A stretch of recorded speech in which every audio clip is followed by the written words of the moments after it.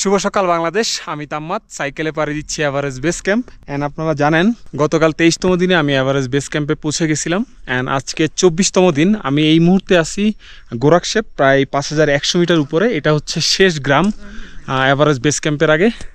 And গতকালকে আমরা এদিকে গেছিলাম। অ্যান্ড গেস হোয়াট, আজকে আমাদের টার্গেট হচ্ছে কালাপাত্থার সামিট করা, প্রায় 5500 মিটার উপরে অবস্থিত। অ্যান্ড আমরা এখন এদিক দিয়ে উঠবো। এটার ওই পাশে হচ্ছে কালাপাত্থার।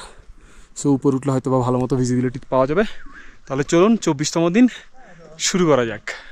এই ভিডিওটা স্পন্সর করছে স্পোর্টোলজি। ভার্চুয়াল স্পোর্টস ইভেন্ট এবং স্পোর্টস গিয়ার নিয়ে কাজ করতেছে স্পোর্টোলজি। ভার্চুয়াল সাইক্লিং অথবা রানিং ইভেন্টের সাথে যুক্ত থাকতে আপনারা স্পোর্টোলজির ফেসবুক পেজে নজর রাখতে পারেন। দেখছেন, মানে দূর থেকে দেখলে মনে হয় এই তো কাছেই, কিন্তু এটা উঠার পরে বুঝতে পারবো আসলে কতটা ডিফিকাল্ট হবে। চলেন আস্তে ধীরে পুশ দিয়ে, এত প্যারা খাওয়ার কিছু নাই। এখানে যেহেতু থাকবো রাতে গোরাকশেপেই, তো তাড়াহুড়া করবো না।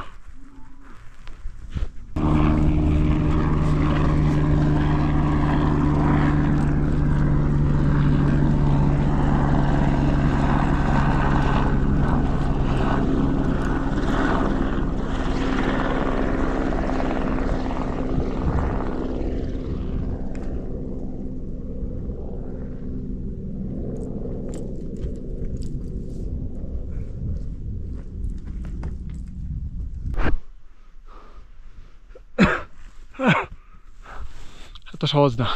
যাই হোক, আপনাদেরকে একটা জিনিস দেখাই।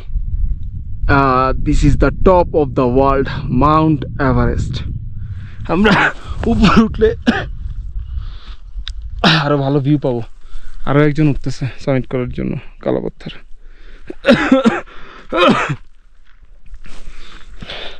অনেক উইক হয়ে গেছে বুঝছেন। সেই 15 অক্টোবর নেপালে ঢুকছি, প্রায় তো 1.5 মাসের বেশি হয়ে যাচ্ছে। সো বডি আস্তে আস্তে উইক হচ্ছে। হাই অল্টিটিউড তো ওজন কমে যাচ্ছে, কোমরে প্যান থাকতেছে না। যদিও কালকে থেকে খানা বাড়াই দিছি। সো হোপফুলি চলেন উপরে যাই।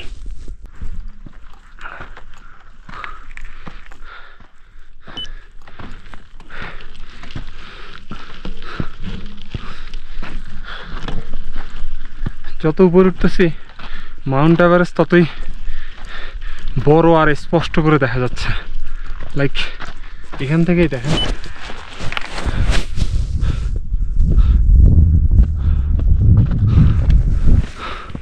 আরো উপর উঠলে আরো ভালো ভিউ পাবো।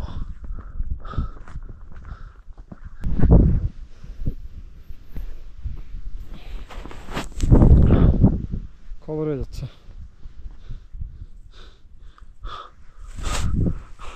দেখছেন মাউন্ট এভারেস্ট এখন কত স্পষ্ট দেখা যাইতেছে। মনে হচ্ছে টপ দেখতেছি, ওই যে টপ দেখা যাচ্ছে। বাট যতটা কাছে মনে হচ্ছে অতটা কাছে না।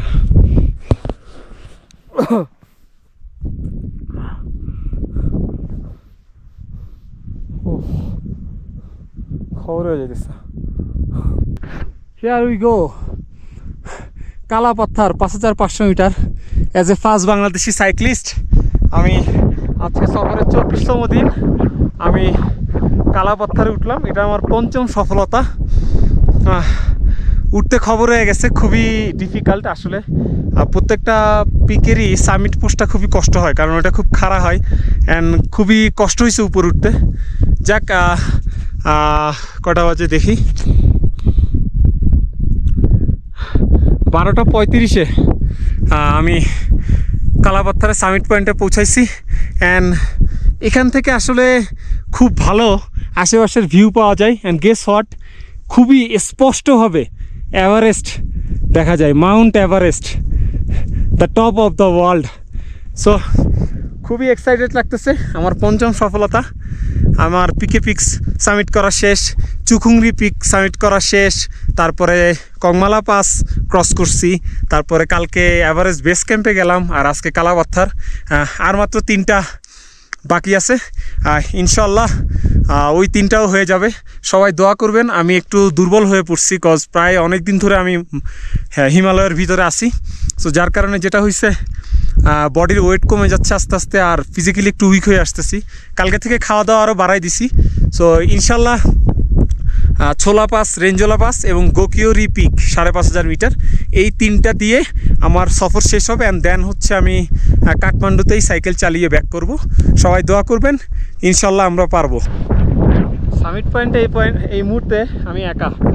ওই যে 2-4 জন একটা গ্রুপ উঠতেছে, মানে এত কাছ থেকে অ্যাভারেজ মেবি ওয়ান ডে ইনশাল্লাহ, হু নোজ। দারুণ একটা জায়গা, থাকতে ইচ্ছা করতেছে, বাট বডি আস্তে আস্তে ঠান্ডা হয়ে আসতেছে, এখানে বেশিক্ষণ থাকা যাবে না, নেমে যাওয়া উচিত। শুনেন, ওই নিচে ফ্ল্যাট এরিয়া আছে, চলেন। মানুষজন নাই এখানে, যে ড্রোন উড়াবো, ভালো কিছু শট পাই যাবো আশা করি। একটা সময় ছিল এরকম জায়গায় সাইক্লিং করবো স্বপ্নে দেখতাম। সো ইউটিউবে ফরেনারদের ভিডিও দেখতাম আর আফসোস করতাম, আর আজকে এরকম একটা জায়গায় সাইক্লিং করতেছি। ও ম্যান, খুব ভালো লাগতেছে। হাতে সময় আছে, নিচে আস্তে ধীরে নামি। এই জায়গাটা খুবই পছন্দ হয়েছে, মানে এখান থেকে এভারেস্টের ভালো একটা ভিউও পাওয়া যায়। নাইস। একটু ঘুরি, তারপরে নিচে যাব। নিচে চলে আসছি, কয়েকটা শট নিয়ে নিচ্ছি ইন্ট্রোর জন্য, পরে কাজে আসবে। অ্যান্ড আজকে গোরাকশেপে রেস্টে থাকি। চলেন একবারে ডাইনিংয়ে গিয়ে কথা বলবো। আমার আসলে প্রচণ্ড খিদা লাগছে, আসতেছি প্রচুর। সো দেখি প্রোটিন সমৃদ্ধ একটা ভালো খানা খাইতে হবে এখন। এক বাটি চিকেন আর ভাত, আই থিঙ্ক এই মুহূর্তে এটাই দরকার ছিল।